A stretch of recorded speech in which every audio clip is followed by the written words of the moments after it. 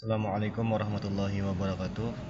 Perkenalkan, nama saya Muhammad Wildan Amin dengan NIM 2510101078. Kali ini saya akan membahas pembahasan tentang yaitu presentasi pembelajaran daring digital. Yang pertama-tama dulu, transformasi metode belajar teknologi sebagai pendukung utama. Jadi apa sih itu pembelajaran daring? Apa pembelajaran daring digital? Pembelajaran digital itu adalah pembelajaran yang belajar melalui internet, menggunakan perangkat digital, dan fleksibel dan mudah diakses. Kenapa sih? Apa sih alasan pentingnya kita pembelajaran daring atau pembelajaran digital? Yang pertama itu akses belajarnya tanpa batas. Ya, karena kan kita zaman sekarang yaitu zaman digital, yang mana semuanya itu bisa diakses dengan mudah. Misalkan ada Google, ChatGPT, AI, dan lain segala macam. Bahkan untuk berhubungan kayak nanya kabar sama keluarga pun sekarang lebih mudah, karena sekarang kita ada akses belajar tanpa batas, yaitu internet. Terus yang kedua, mendukung efisiensi waktu dan tempat. Apa sih?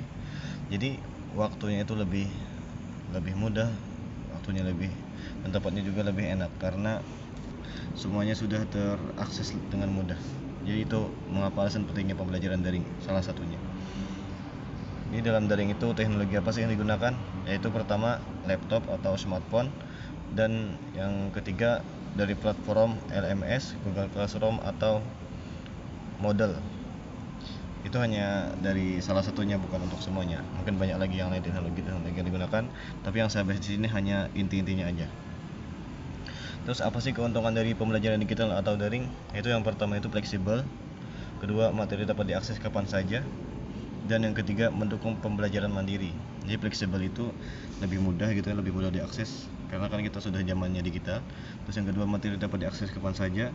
Kita bisa membuka materinya dari HP langsung, dimanapun kita berada kita bisa membukanya, jadi aksesnya lebih mudah. Dan yang ketiga itu mendukung pembelajaran mandiri. Jadi kita dengan daring, dengan pembelajaran digital, kita bisa dengan mudah mengaksesnya, dapat dengan mudah belajar sendiri dimanapun kita berada, karena HP sekarang sudah canggih semua dan zamannya sudah canggih. Terus apa sih tantangan pembelajaran daring? Ya, tantangannya itu yang pertama koneksi internet terbatas, dua kurang interaksi langsung, dan yang ketiga motivasi belajar menurun. Oke. Strategi belajar efektif, gimana sih cara strategi belajar efektifnya? Itu yang pertama itu kita bisa membuat jadwal belajar, menjaga konsentrasi, dan aktif bertanya dan berdiskusi.